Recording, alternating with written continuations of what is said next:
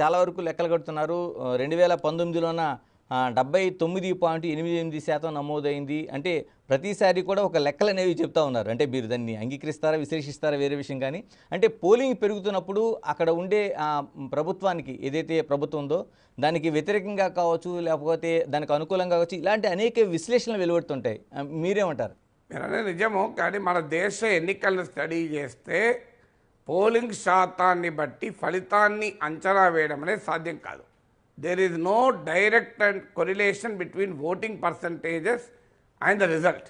అయితే సాధారణంగా ఏదో ఒక బలమైన కోరిక ప్రజల్లో ఉంటే పోలింగ్ ఎక్కువ అవుతుంది. అంటే అది సాధారణంగా పాజిటివ్ ఎమోషన్ కన్నా నెగిటివ్ ఎమోషన్ చాలా ఎక్కువ ఉంటుంది. ఎప్పుడు కూడా మనం పాజిటివ్ ఎమోషన్ మనం నడిపించే దానికన్నా నెగిటివ్ ఎమోషన్ ఎక్కువ నడిపిస్తుంది. ఇది హ్యూమన్ సైకాలజీ.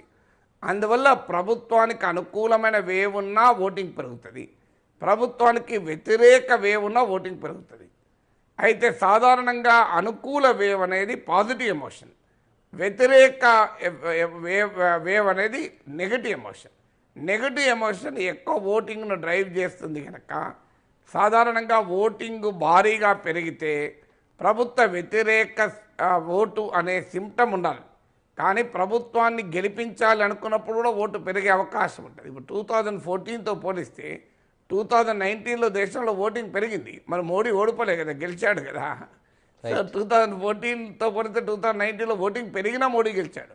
అంటే హై ఓటింగ్ పర్సంటేజ్ అది ఎప్పుడు కూడా మోడీ విజయానికి దోహదం చేశాయి. అందువల్ల ఏదో ఒక బలమైన కోరిక ఉంటే ప్రజలు ఓటుకు వస్తారు. సో అందువల్ల అయినా ఇప్పుడు ఆ ట్రెండ్ కూడా మారిపోయింది. ఇప్పుడు డబ్బులు భారీగా పంచుతున్నారు కనుక ప్రతి ఒక్కరు ఓటింగ్కే తెస్తున్నారు. లోపలి పోయి ఏం వేస్తారో తెలియదు కానీ ఓటింగ్కే తెస్తున్నారు. ఎందుకంటే అన్ని పార్టీలు డబ్బులు పంచుతున్నాయి. డబ్బులు తీసుకున్న తర్వాత ఓటు వేయకపోతే అన్ని పార్టీలలో గోడ చేస్తారు. అందువల్ల ఓటింగ్ పర్సంటేజ్ పెరుగుతున్న దానికి మన దేశంలో మన తెలుగు రాష్ట్రాల్లో డబ్బు పంపిణీ కూడా ఒక కారణం. ఇప్పుడు మీరు నార్త్ ఇండియన్ స్టేట్తో పోలితే మన దగ్గర ఎక్కువ ఓటింగ్ ఎందుకు జరుగుతుందంటే మన దగ్గర ఎక్కువ డబ్బు పంచుతున్నారు. ఇప్పుడు 3 పార్టీల నుంచి డబ్బులు తీసుకున్నవాడు ఓటు వేయకుండా ఇంట్లో ఉంటే తెల్లారొచ్చి ఆ పార్టీలో వాళ్ళు వచ్చి అడుగుతారు కదా, ఆ భయం కూడా ఉంటుంది కదా. అందువల్ల ఓటింగ్ పెరగడము తగ్గడాన్ని బట్టి నిర్దిష్టంగా ఖచ్చితంగా ఎన్నికల ఫలితాన్ని అయితే అంచనా వేయలేం. ఇలా మరోవైపు దీనికి అడ్డుకట్ట వేసే అవకాశం లేదంటారా? ఇన్ని ఎన్నికలు జరుగుతున్నాయి స్వతంత్ర భారతంలో. మరోవైపు డబ్బు, మద్యం ఇవన్నీ రెగ్యులర్గా ప్రతిసారి ఒక చర్చ జరుగుతూ ఉంది. దీనిపైన ఎక్కడ ఎన్నికల కమిషన్ అనేక నియమావళి తీసుకొస్తుంది, తనిఖీలు చేస్తుంది. దానికి ఒకటే అడ్డుకట్టేయాలంటే డిమాండ్ అండ్ సప్లై. ప్రజలు తీసుకుంటున్న కొద్దీ ఇచ్చేటోడు ఎప్పుడూ ఉంటాడు కదా. ఒకటే దానికి పరిష్కారం ఏంటంటే ప్రజలు డబ్బు తీసుకొని కూడా ఓడించితే అప్పుడు ఇది వేస్ట్ వ్యాపారం అని చెప్పి డబ్బులు పెట్టారు. కానీ ఇవాళ డబ్బులు ఎందుకు పెడుతున్న రాజకీయ పార్టీలు అంటే గెలవడానికే కాదు, డబ్బులు పంచితే గెలుస్తారనే గ్యారెంటీ లేదు. కానీ డబ్బులు పంచకపోతే మాత్రం ఓడిపోతారు. డబ్బులు పంచితే గెలుస్తారన్న గ్యారెంటీ లేదు, కానీ డబ్బులు పంచకపోతే ఓడిపోతారు. అందువల్ల ఆ టెన్షన్తో కూడా డబ్బులు పంచేటువంటి దశకు రాజకీయం చేరుకుంది కదా. ఇలా నాగేశ్వర గారు, ఈ ఎన్నికలు ఆంధ్రప్రదేశ్కి సంబంధించి ఒక ఇంట్రెస్టింగ్ ఒక ఫ్యాక్ట్ ఒకటి మనకు కనిపిస్తుంది. ఇక్కడ ఇంకొక విషయం కూడా చెప్పాలి. చెప్పండి నాగేశ్వర గారు. అంటే ఈ ఓటింగ్లు పెరగడం అనేది మీరు ఇచ్చేది మ్యాక్రో లెవెల్ పర్సంటేజ్. ఇప్పుడు 67% ఓటింగు, 67% ఓటింగు, 80% ఓటింగ్ అనేది మ్యాక్రో లెవెల్ పర్సంటేజెస్. కానీ ఏ ఓటింగ్ పెరిగిందనేది కూడా కీలకమవుతుంది. ఇప్పుడు ఉదాహరణకు గ్రామీణ ప్రాంతాల్లో ఓటింగ్ పెరిగింది అనుకుందాం, ఒక పార్టీకి లాభం ఉండొచ్చు. పట్టణ ప్రాంతాల్లో ఓటింగ్ పెరిగింది అనుకోండి, ఇంకో పార్టీకి లాభం ఉండొచ్చు. ఇప్పుడు పట్టణ ప్రాంతాల్లో వైసీపీకి వ్యతిరేకత ఉంది. అందువల్ల పట్టణ ప్రాంతాల్లో కనుక భారీగా ఓటింగ్ పెరిగితే అది వైసీపీకి నష్టంగా ఉండవచ్చు. గ్రామీణ ప్రాంతాల్లో ఓటింగ్ పెరిగింది అనుకోండి, అది వైసీపీకి లాభంగా కూడా ఉండొచ్చు. ఇప్పుడు ఉమెన్ ఓటర్లు సంక్షేమ పథకాల వల్ల వైసీపీకి అనుకూలంగా ఉన్నారన్నది ఒక అంచనా. అందువల్ల ఉమెన్ ఓటింగ్ పెరిగితే ఒక రకంగా ఉంటుంది. సారీ, అలాగే యంగ్ ఓటరు ప్రభుత్వానికి వ్యతిరేకంగా ఉన్నాడన్నది ఒక అంచనా. ఏజ్ పెరుగుతున్న కొద్దీ వైసీపీ పట్ల అనుకూలత పెరుగుతోంది సంక్షేమ పథకాల వల్ల. అందువల్ల ఏ వయస్సుకు సంబంధించిన ఓటర్లు ఎక్కువ ఓటు వేశారు అన్నది కూడా పాయింట్ అవుతుంది. అలాగే ఏ ప్రాంతంలో ఎక్కువ ఓట్లు వేశారు, అది రాయలసీమలో ఎక్కువ ఓట్లు వేశారా, కృష్ణా గోదావరి బెల్ట్లో ఎక్కువ ఓట్లు వేశారా, ఇవన్నీ కూడా ఫ్యాక్టర్స్ అవుతాయి కదా. కోరిక ప్రజల్లో ఉంటే పోలింగ్ ఎక్కువ అవుతుంది. అంటే అది సాధారణంగా పాజిటివ్ ఎమోషన్ కన్నా నెగిటివ్ ఎమోషన్ చాలా ఎక్కువ ఉంటుంది. ఎప్పుడు కూడా మనం పాజిటివ్ ఎమోషన్ మనం నడిపించే దానికన్నా నెగిటివ్ ఎమోషన్ ఎక్కువ నడిపిస్తుంది. ఇది హ్యూమన్ సైకాలజీ.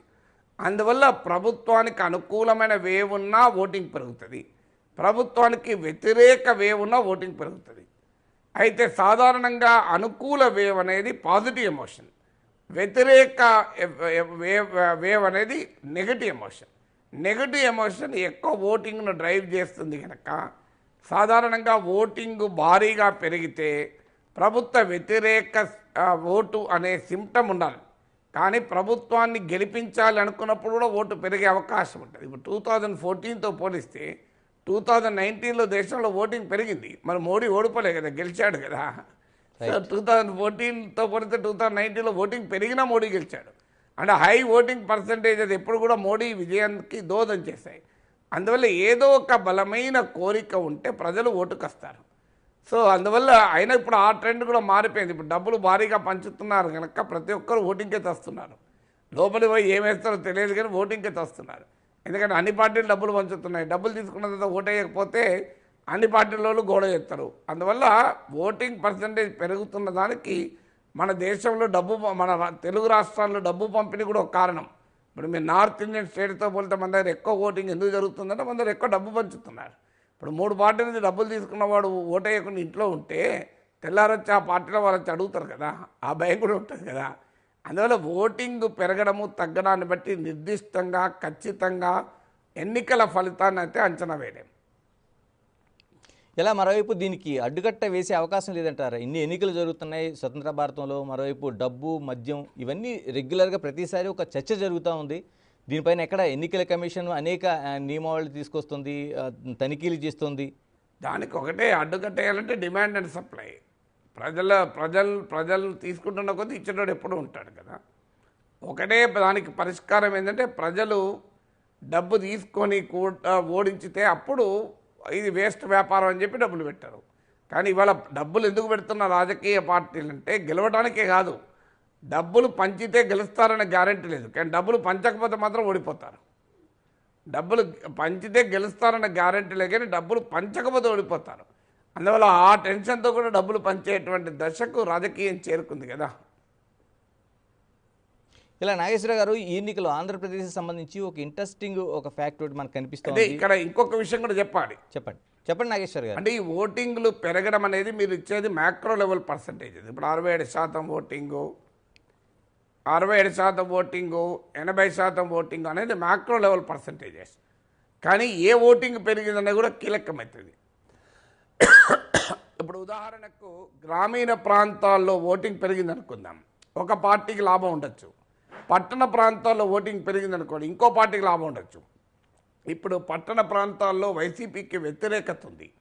అందువల్ల పట్టణ ప్రాంతాల్లో కనుక భారీగా ఓటింగ్ పెరిగితే అది వైసీపీకి నష్టంగా ఉండవచ్చు. గ్రామీణ ప్రాంతాల్లో ఓటింగ్ పెరిగింది అనుకోండి, అది వైసీపీకి లాభంగా కూడా ఉండొచ్చు. ఇప్పుడు ఉమెన్ ఓటర్లు సంక్షేమ పథకాల వల్ల వైసీపీకి అనుకూలంగా ఉన్నారన్నది ఒక అంచనా. అందువల్ల ఉమెన్ ఓటింగ్ పెరిగితే ఒక రకంగా ఉంటుంది. సారీ,